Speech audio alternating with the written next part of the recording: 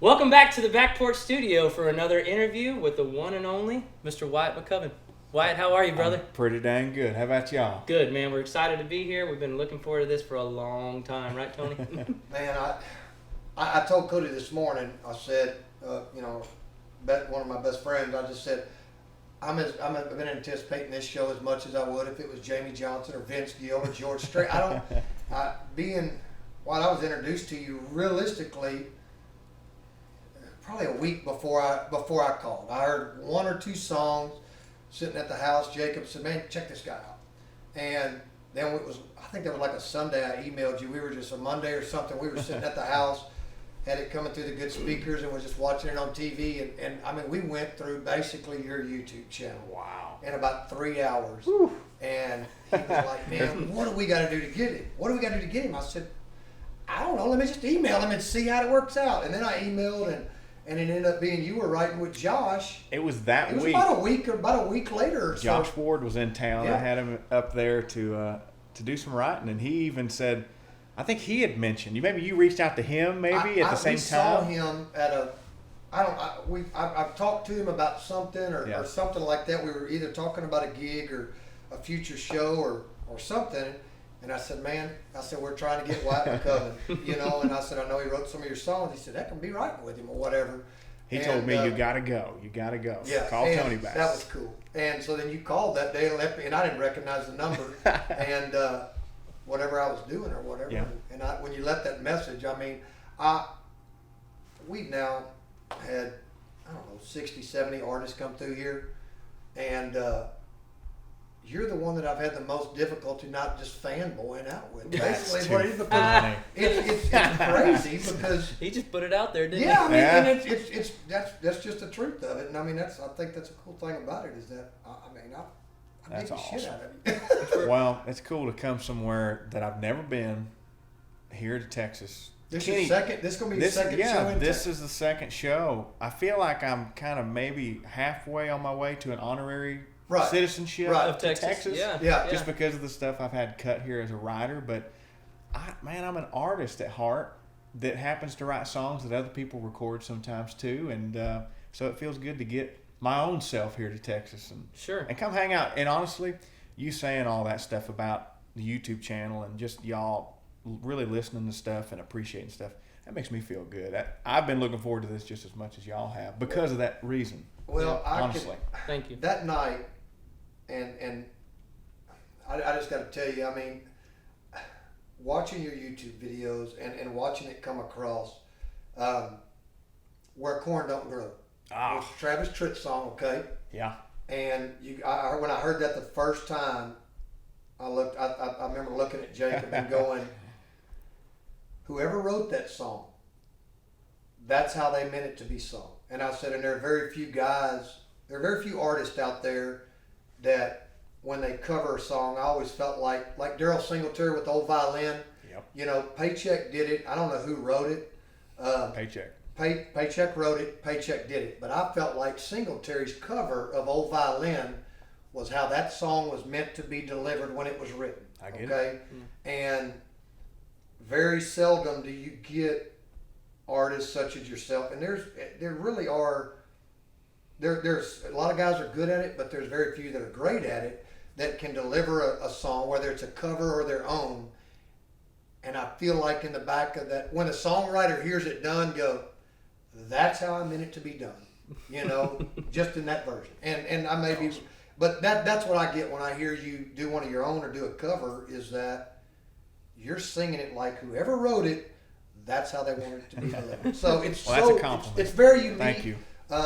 And the songs that you've covered that I've heard you cover, it's almost difficult for me to go back and hear the radio version. I've ruined to hear them the for radio you. version being done of it, because I'm just like, man, I wish they'd for one time in my life shut the steel and the fiddle up and give the guy a guitar and let me hear it delivered like that. Which is an odd occurrence for you to say. Oh, very much so. Yeah. Very much so, because I want that full effect. I like that full band.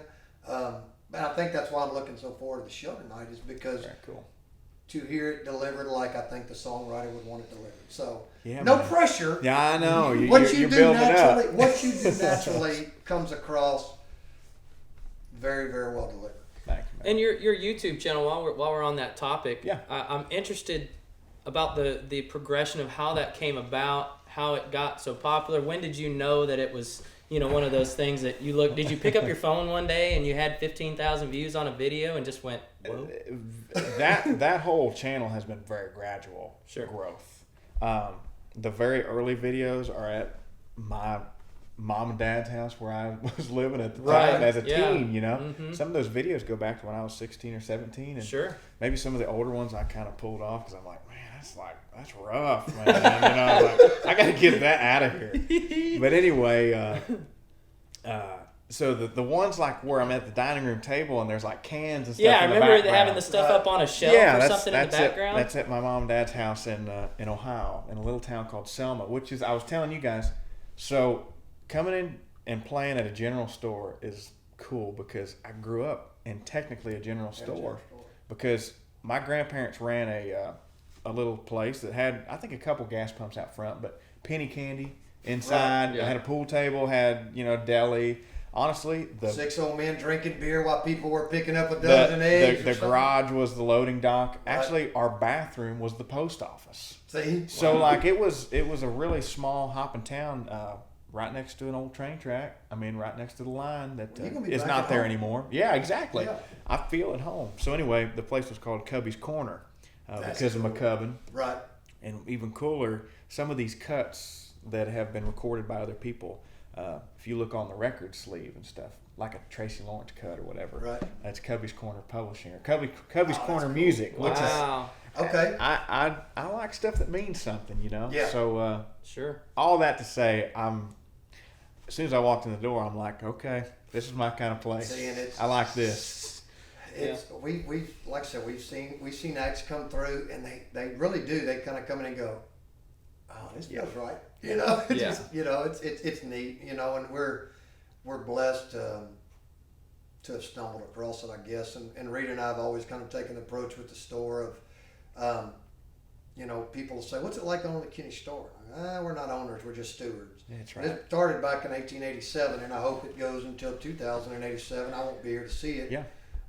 Unless Elon Musk or somebody, they figure out some way to extend their lives like a can of batter. But it's something that I hope it goes from 100 artists and that we've had so far to 500 or whatever, and I don't doubt one second that it'll be a Texas staple for you when you, because I from what I see, and I know people say that all the time, that, oh man, you're gonna be something, man, that guy's got, you got something kind of special, and it's gonna be I think you're gonna be busier probably than you want to be. So yeah.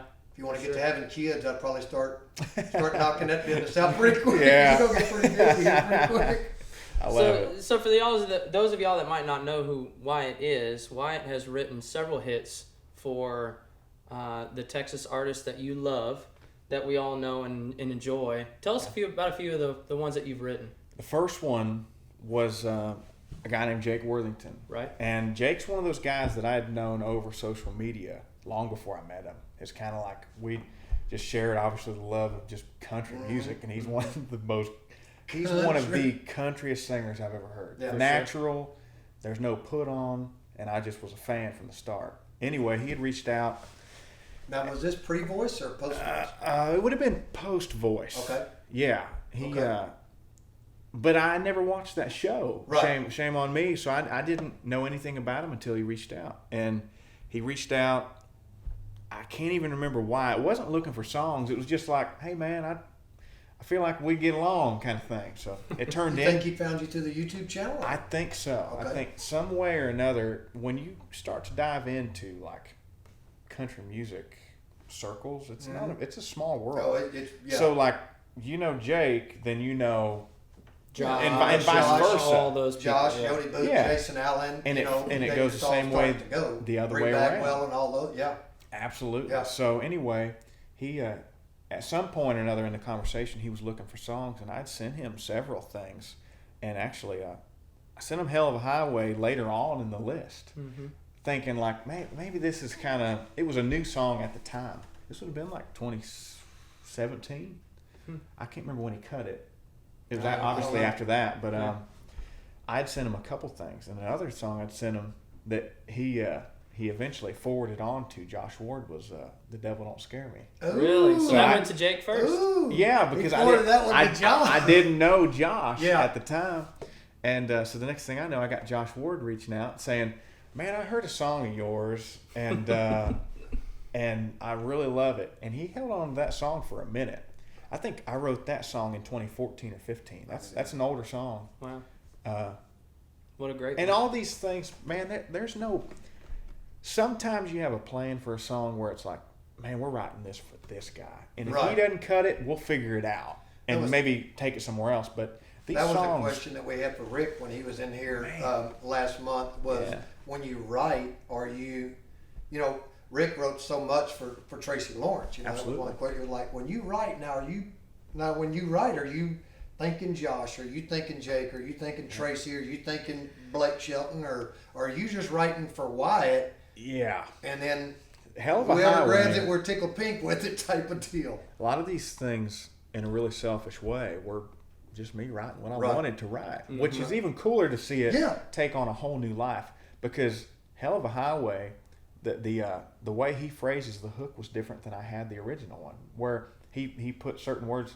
And I'll never forget. I think he was nervous to reach out. Jake was, because he's like, I don't want to change your song, but he put "must be one hell of a highway you're on."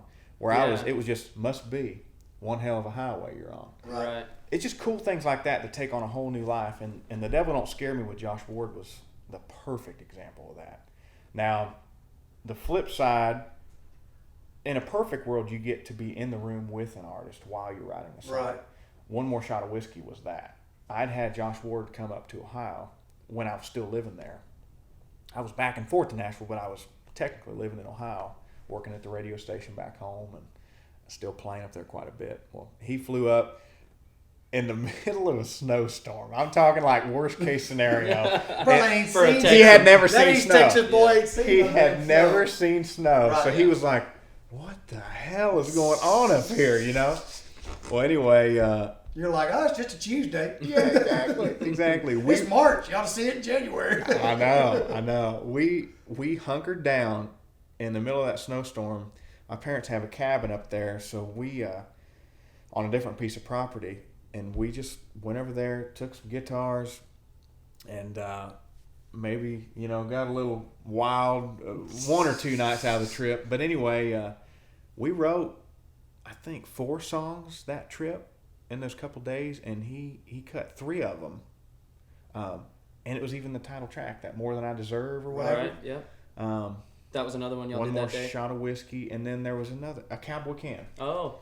And but then he had, like I said, I already wrote "Devil Don't Scare Me," and Right. I didn't know what would happen with that song, and he ended up putting it on that record. Man, it just like You got that joy out of 2 albums, really, because he put it on the studio albums and then re-recorded it at Billy Bob's, yeah, that's a whole nother story, man. which was an amazing album. Yeah, you walk into Billy Bob's and you get to see, like at Side Stage where they have that wall of records. Mm-hmm. That record's on there, man. And Right. It's like that just makes my heart so happy because I don't think it gets much better than Billy Bob's.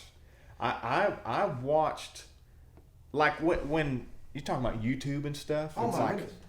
I mean, What? Haggard, John. I mean, anybody. Anybody that's I anybody. would shed it on those live videos. We had that As a conversation kid. the other day, like Eddie Raven's live at Billy Bob's. That's the one that I know. Oh I mean, my that's the gosh, Eddie Raven yeah. album That's that I know. great. I mean, Yeah. it's great. Stoney LaRue, when he was going Yep. through Texas, his live album at Billy Bob's. That was my favorite that he ever put That's out. my favorite Stoney LaRue album that he did. I mean, they just do it right. That's obviously something that we're trying to aspire to try to get to at some point is get that. I get want that same a effect. live record at Kenny's. Well, Yeah. you can have it. We can have we it. can work that deal I in a wanna do heartbeat. that. We can get the videographers and the audio Yeah, guys. we'll get everything set There's up. no reason we couldn't. No, there's nothing to stop us but to do it. Absolutely Yep. not. But that was cool. I'm Yeah, glad I you can mentioned imagine. that, man. That's what I was gonna because say, yeah. it was in a way it was a whole new cut, if Sure. you want to call it that. Right. It was It's definitely a different representation of the song. and man, When they you can nailed it. They nailed it. Absolutely And nailed Hearing it. Woody, his accurate. guitar player, play on all those licks. Yeah. I mean, it's perfect. There's gonna be an artist, a Texas guy here tonight. name is Keith Hickle, and he mentioned he played here last week, and he said, "I'll see y'all Wednesday. I'll come see Wyatt McCubbin." I said, "Oh, you know Wyatt?" I said, "You know Wyatt?" He said, "Man, the first time I heard him was on a Waylon tribute album. Did you do a Waylon?" Yeah, what's up with that? Yeah, well, I mean, you were on a Waylon tribute album. So I'm going to try to give you the short version. We might You run don't out. have to We be- might run out of film on No, this. we're Fine. okay. We'll just keep talking. We'll just keep talking. I kind of hinted to y'all earlier that my journey in Nashville has been a scatterbrained journey, but at the same time, every chapter has ended right when another one has begun, just like it's supposed to. Just like the Lord wanted it to Honestly, be. like it. So, I wrote my first song when my mom's dad had passed away. When I was 14, I wrote that song, tribute to my grandpa kind of thing. But I didn't realize what I was doing in the big picture of things. I became just fascinated with songwriting from that point on. It was just a way to cope. It was a way to have fun. It was a way to all that stuff. I mean, songs, you have every kind of song for every certain occasion. Sure. Well, anyway, I'd had my first 10 songs. I went and put them down on a CD. And I'm just going to be honest here. They weren't very good. Like, there's no ifs, ands, or buts about it. None of our first ones are very good. But they were special to me. They meant something. Sure, if you look at a few that I wrote, I can tell you they ain't that good when you start. No. And I just started jacking with it. You almost got to write a couple hundred songs to get a good one. Sure. But anyway, I was 14. I put those songs on a CD. And my parents, we'd had a family friend say, "Bring Wyatt down here. There's a songwriters festival." Well, anyway, they took me down there, and I started leaving those CDs scattered out, And, Right. And one of the places that I left the CD was, there was right across from BMI. There's a Best Western Hotel, and there was a bar in there called Pix, and I'd played little set or whatever you want to call it, and I'd left the CD there, and they started playing it as house music. Right. I guess after I left. Put it on the 6-disc CD changer. Exactly. Hit shuffle. So it started shuffling through there. Well, there was a guy there the following week after I'd already got back to Ohio and, time of my life, I went to Nashville. Yeah. I get a call the next week from a guy named Ron Harris, who was a manager, and he worked with Mark Miller from Sawyer Brown. Okay. In a roundabout way, it was really... it was a management company that was interested in talking to me, and I thought somebody was like playing a prank on me. Like, okay, who is this? Yeah, Stop right. messing with me. My manager. After the phone call, you thought you were headed straight to the Billboard chart. Exactly. Yeah, I So made it. next thing I know, I have a management deal, and it's me, Mark Sawyer Brown, Bucky Covington, Okay. Love and Theft, and just like some of those artists. And I was doing shows, and they were putting me on stuff. Well, at the very end of that deal, they had linked me up with an opportunity to be on a Waylon Jennings tribute album. And like Waylon, Right.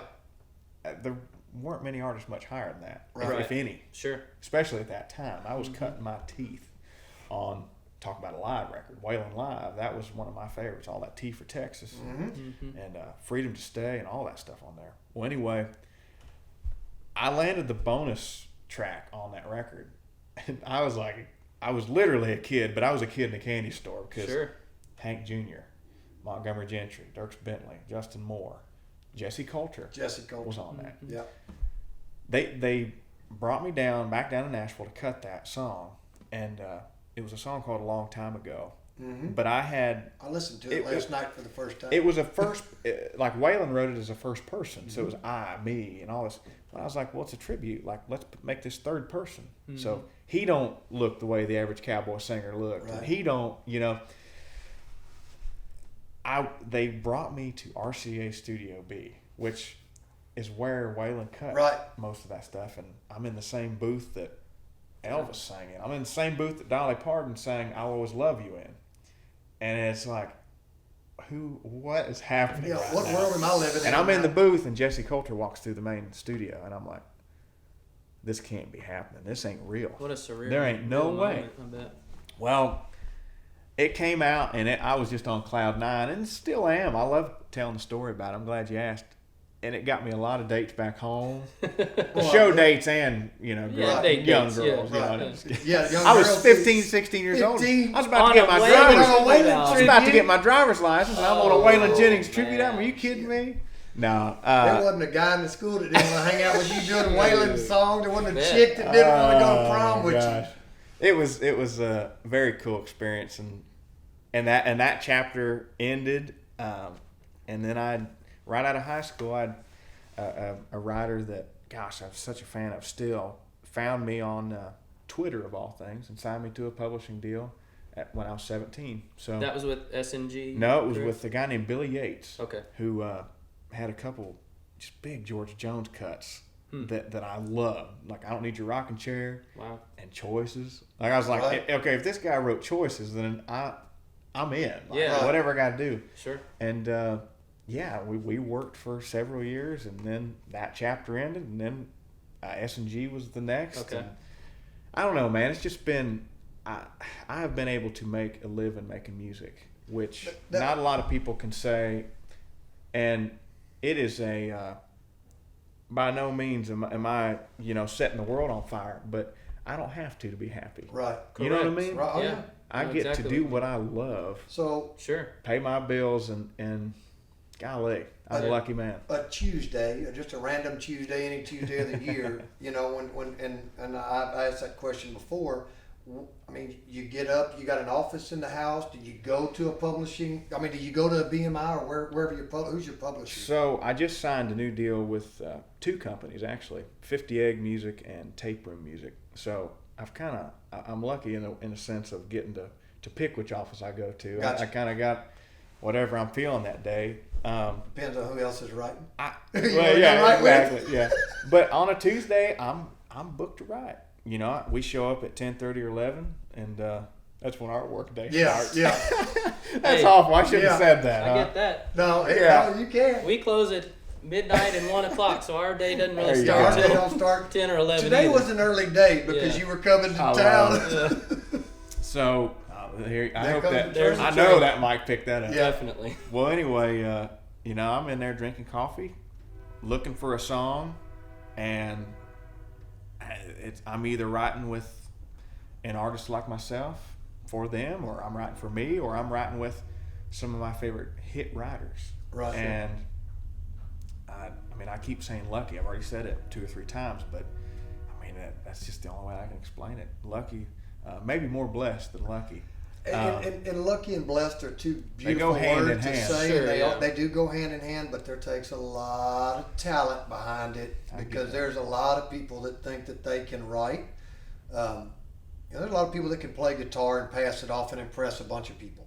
And what I mean is, if I can play GCD, I can get around 10 of my buddies and I can impress them. That don't mean I'm good. It just means I can impress them. But to be able to write and to have music cut, to have songs cut. I mean, from every spectrum to guys that you've never met, such as Jake and Josh and stuff like that. The guys that do this for a living that can hear something get passed on to them and go, man, that spoke to me. Yeah. And that's what writing a song's about, is just speaking to somebody. Absolutely. And we talked earlier about one of the songs you wrote and how that spoke to me and how that was that we kind of had a lot of the same story. Yep. But that's what songwriting's about. It's just Absolutely. just speaking to people. Yep. The listener pulls Let their the own story from it. Exactly. Sure. And that's Putting a voice in their head, really. putting the words in their head to where they can relate it to their day to day and what what they want to be or what they've been through or where they're going it's a lot of talent. It's a lot of luck, and you're very blessed, and I know you've had your luck, but you work at it every day. It is. How many hours a day you think on an average, if you just take from 17 till now and just said, okay, at one point I was writing 12 hours a day, right now I'm writing 4. But you're probably putting in 5 or 6 hours a day writing. Yeah, what do you think? yeah. We're getting a song a day. There's those somewhat rare days where we're cranking out 2, especially if Josh Ward's in town. Like, we're gonna make the most of it. We're Right, gonna try to he's only write here as for a many couple days, songs sure. as we can. But I'll put it this way. I'm trying to think, and it's not about quantity; it's quality. But this will put it in perspective how many songs are getting written. I mean, I'll write 120, 130 songs a year. Wow. And think about this. I mean, there's only so many notes in the universe. True. We are still writing songs with the same same 12 amount of content. Same 12 notes, basically. Yeah, there's 12 notes in the universe, and we're still pulling melodies from those. And Still good man, ones. there are guys that have. It's been really cool to see because I've been around guys that have had hits longer than I've been alive, and they're still inspired. Yeah. Wow. Which Still writing every day. inspires me because I love it. And I don't think it's just something that I could not do it. Sure. You know what I mean? No, you're right. Yeah. But There's what a certain things daunting people are meant task to do. Because I always go, how the hell can anybody come up with one more idea? It's bound to have been written. Well, You know, and you run into but that. every freaking week, Yep. on Tuesday when new music comes out, somebody drops something, and whether it's I haven't heard it quite like that. right, Exactly. There's all kinds of variations. Whether it's, I mean, yeah, I'm always going to lean towards, I would say, and I wouldn't dare put you in a box, but your style of that you tend to write through, it feels like, and but it's funny to see, not funny, but it's amazing to see Dust Under My Rug. Okay. Yeah, man. I heard you sing that first. Yeah. And then because of you mentioning that Brent Cobb had it on its record, and to hear Brent sing it, it's almost a different style. It's the exact same words, but it's a different style. And I dig the hell out of the way he does it. Yep. When if I would have just been bumping along and been like, nah, that's probably not my style of music because it's a little more folky than I'm more of that traditional, not Western swing, but just that Ray Price, Darryl, Merle, Waylon, George, Keith Whitley, those type of guys.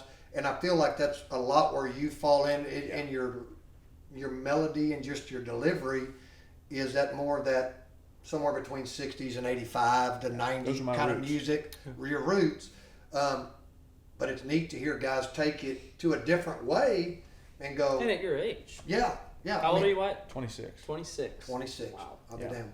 Yeah. That's a lot of talent in a short amount of time that's been put out. Wow. Were your parents music buffs? They didn't play music, but they, yes. Yeah. Like my mom and my dad, there was stuff on the speakers that was, looking back, is priceless because there was the Haggards on the. I mean, Dad had more Haggard cassette tapes than I've ever seen. I was like, where'd you get these? Yeah. Well, anyway, there was that Alabama. There was Keith Whitley you mentioned, but then on the other side, I pull, and this might make sense. Like if you're trying to explain what I do, the next day it would be Joe Cocker and Bonnie Raitt. See, and you can pick up all on that. that. B.B. King. I've told people like anything with soul is what I love. Like my favorite singer of all time is Ray Charles. Okay. There's just no question about it. I just don't think That would can be agree hard with for me that. to argue. he absolutely just slays me. Every time I hear something of his, it 'Cause just he's sends singing cold chills. He's singing from the Oh, heart. it's from his toes. Yeah. And he means every word. Yeah. But I love singers. I mean, obviously. I mean, George Jones is the greatest country singer of all time, in my opinion. And on the flip side, I love to listen to Greg Allman sing. I love do Ray too. Charles. Right. It's just, and all those things have one thing in common. They all have soul, just Right. down to the bone. Yep. I read somewhere that you're a big Blackberry Smoke fan. Huge. Oh man. They're Yes. they're Huge way Blackberry up there for me. Like Charlie is just Yeah. one of those guys that's like, I say his first name like I know him. I know What's him. that? Want water or something? Oh, I'm all right. I say his name like I know him, but it's just Yeah. I've watched so much of their stuff and seen the amount of talent and just quirky stuff that they do that makes such great music. It's crazy. Yep. They put on one of the best live shows I've seen. See, I've never I got seen to them do live. one. I got to do a show with them one time. Did you? In Ohio. It was me. I opened up the show. Mm-hmm. I was low man on the totem pole that day, and I didn't care. I just wouldn't was have glad cared to be either. there. Still felt Sure. on top of the world Oh that night. man, didn't I you? was just. Yeah. It was me and Drake White, Blackberry I love Smoke, Drake White, White. man. Blackberry Smoke, and then Aaron Lewis. Okay. That was the show. That's a hell of a Stain lineup. guy, yeah. It was pretty That's a lot of cool, soul man. in that It was rascal. pretty cool. But Blackberry Smoke, all the guys were standing outside the bus during my set, and they were so kind to me. I think I was 18 at the time, and they invited me on the bus, and we got to hang. And man, you talk about some country music loving people. Really? They're on there listening to Jimmy Rogers. Right. And it was like, oh man, it's great. I'm a fan of those guys. I don't know them. That's the only time I've been around them. Right. But I have gone out of my way to see them. Yeah. I've seen probably 6 or 7 of their shows. Those are one of the bands that Tony and I talk.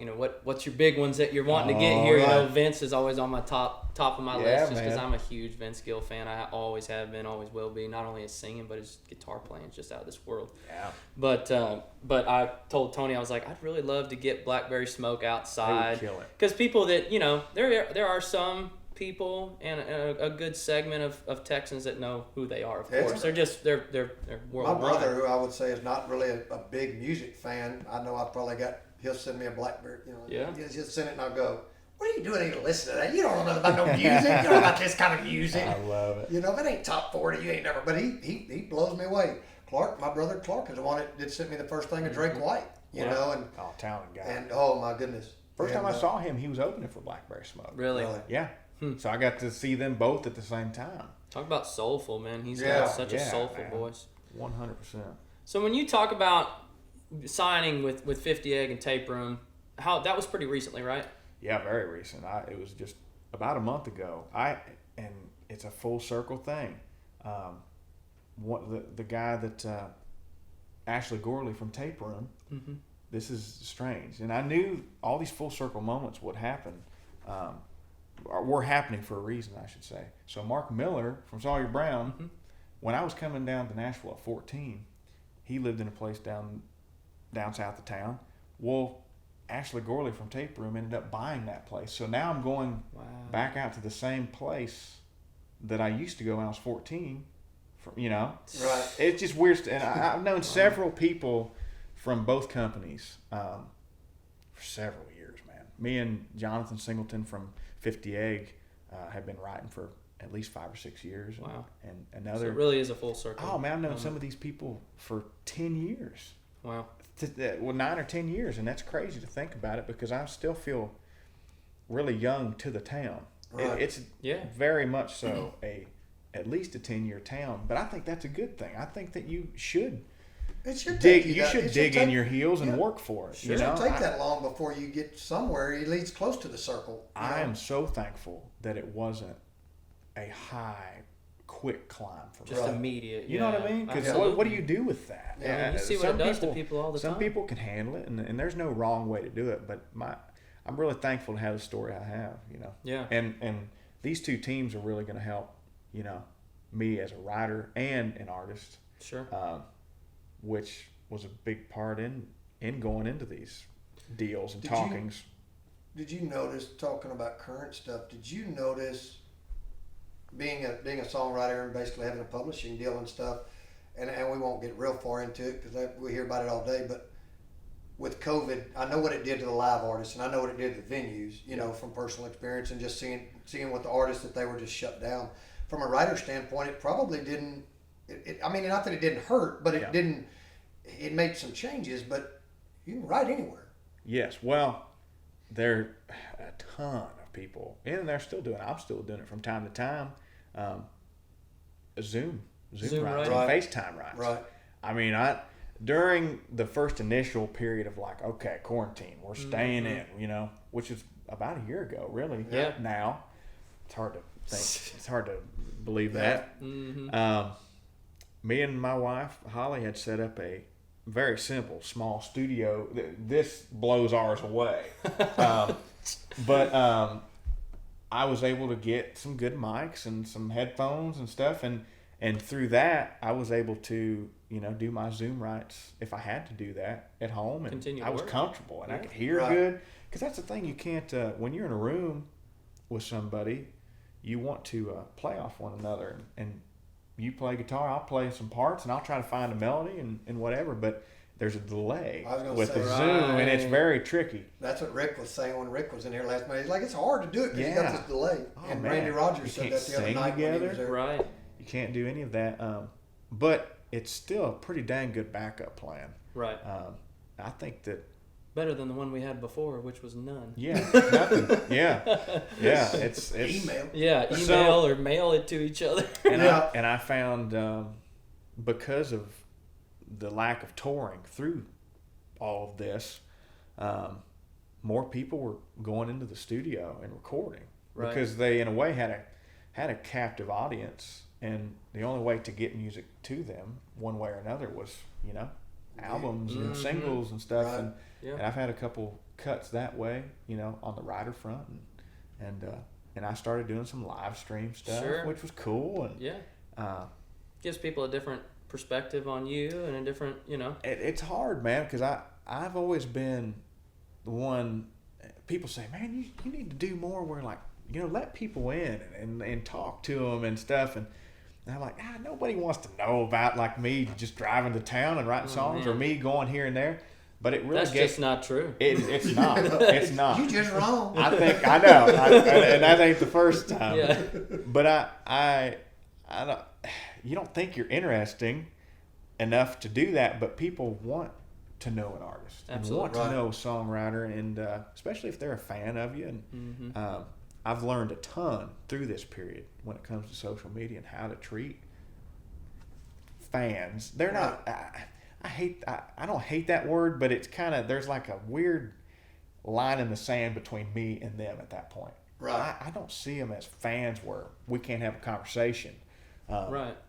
Which Y'all, makes y'all you- were yeah. y'all were fans before Oh, you yeah, had to come down 100%. here, but we're buds Right, now. right. So I don't see why it all can't be that way. And I agree. I was able to really catch up on my social media and respond to a ton of messages. And that's a very good outlet for you, social media. I mean, that's Man. 99%. I mean, other than your writing, you're doing a lot of social media stuff. It is an absolute direct line. Yeah. And I like that. I mean, imagine some of the old artists that we loved. Ooh, can you imagine? Imagine sending Keith Whitley a message. Yeah. Yeah. And getting a response. Yeah, and from getting a him. response. Obviously not drawing a comparison no, Sure, what here you're sure, saying, sure. at all. But That's what not you're even. saying is that I get it. I mean, it's $1,000,000%. that's. I will say that from being a venue owner and doing this as long as we have, that's probably like tomorrow, Thursday will come, and somebody will come in here for lunch or dinner, and they'll say, "How was the concert last night?" And I'll go, "Oh man, it was great," and they'll go, "What was he like? Was he cool?" Right. They People That's are every interested. time. they That's know. what they want to know. That's what they. I mean, so we've been so blessed to have the artists that have come in to basically come into 100 and something year old little bitty building with 150 people and sit down there and do their craft and do that, and they seem to enjoy it. I'll tell you tonight. And I'm just predicting that tonight, your first 2 or 3 songs, it can be a little bit unnerving It definitely because is. so many people go to concerts today with their cell phone in their hands. I'm going to tell you, 80% of the people watch a concert at a big venue through a 5-inch screen or whatever because they're videoing the whole time. This is their experiences right here. But in there, not that they want video, but it's so one-on-one that I have had numerous artists tell me, man, it took me about 3 songs to get used to that because I'm almost used to them not paying that close of attention. Yeah. And all of a sudden I looked out and there's 300 Locked sets of in on eyes you. that are like, Oh, just they're right there. They're Locked like, in on you.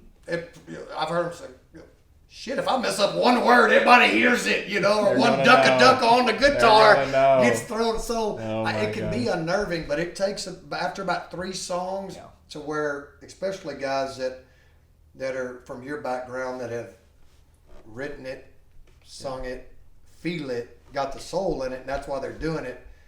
It don't take much before they go, man, this is way cooler than the full band with, let's just say, 2 rows of very beautiful teenage girls that are just worried about the selfie with me, that aren't paying it, they're not getting it, Right. and that's all part of it, and that's a cool part of it too. I mean, we've had artists, Randy said, man, this was different for me, this intimate setting, because he came up as a Randy Rogers band, Oh, yeah. fairs and festivals, and had tens of thousands of people, and he knew that they were all singing back, but realistically they weren't hanging on every word. But when they from a singer songwriter personality, when they hang on every word, it's got to be a little bit more fulfilling. Yes. Oh, it is 100%. I I can't wait because I feed off different volumes and different just there's moments. Every song has it's a roller coaster ride, man. Mm-hmm. So hey, they're on it with me. We're in for a treat. I want to have you play one, but I want to talk about this guitar first. Oh, this is there's a lot of guitar. This thing. So, yeah. Not this little thing. Yeah. So you are a self-proclaimed guitar fanatic. Oh boy, you love them. Yeah. You got a bunch of them. This is one of your favorites. Yeah, there's I could not put another guitar case under my bed. I'll just say that. Sure. It's funny how you go from a guitar player, how fast you go from a guitar player to a guitar collector all of a sudden. I've noticed. Yeah. Yeah, I'm looking around there. I'm like, I think these people understand me. Yeah, we do.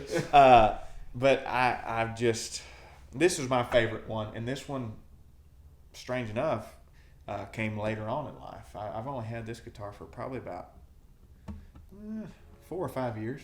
Okay. And but it's got a special story to it. Yeah, man. I didn't get to tell you this yet, Yeah, but I found this. I'm from Ohio, and there's a really small town there called Sabina. And I had a buddy there that bought this guitar off what was the original owner at a campground, kind of maybe a drunken night at a campground where the old man was wanting to sell this guitar or burn it, one or the other. Right. Yeah. And if you don't buy it, I'm going to burn it. So my buddy bought it and, for a really good price and then reached out to me because he just flat out didn't have room for it. And what a bummer. I think deep down in his heart knew that I would appreciate it, and that's not the original case. I have the original case. It's an old brown, just beat to death Gibson case. I walked into my buddy's house, and it was sitting on the coffee table in that case, and I reached up the lid, and as soon as I did that, it was like there was like just a beam of light, fireworks going off. It was crazy, man. It really was. And I strummed one E chord, and it was enough. I said, okay. You knew. What year is it? Do you have any idea? It's 1954 Southern Jumbo. 1954. And it's somewhat of a mutt because there are several specs on, and I'll get on my guitar geek train here for a minute. Yeah, do that, Perfect. please. There's plenty of them out there that are going to watch it. There are several things about this guitar that are odd. Obviously, the finish. Yeah. To a collector, I'm not a collector. I'm a player. I want to enjoy something. I don't want to just have Let it sit on the wall. pieces. But anyway, this would have been like a sunburst or whatever, like a regular. I can kind of see that now. Yeah. Yeah, and I tell people whoever refinished this guitar just messed it up perfect. Right. You know what I mean? Yeah. Because the refinish job cuts the guitar's value in half, but who cares? Who cares? Right. I love this guitar, Yeah. and like this binding around the body should be on both sides of the neck. Okay. I don't know what happened to it. So it is a little bit of a mutt. But I don't know. But what's even cooler is one of my other friends in town, one of my favorite co-writers, has an all original 1954 Southern Jumbo. So pretty much this guitar's brother, but clean. You know? Yeah. Wow. So it's pretty cool. fancy Pretty model cool. though. Pretty cool to A and B 'em. But I've got several old Gibsons and. Is Gibson your go-to as far Yeah, it as seems to be. out of what I would say would be the big three, the Gibson, Martin, Taylor, or whatever? Yep. I've got four old Gibsons, and my only older vintage Martin is a guitar that a family member gave to me that he actually taught me how to play. I think you changed the strings on it on one of your. I remember watching that. Yep. Yeah. And what year? What's that? It's a 58 Yeah. D18. Okay. D18. And Gotcha. yeah, Tim.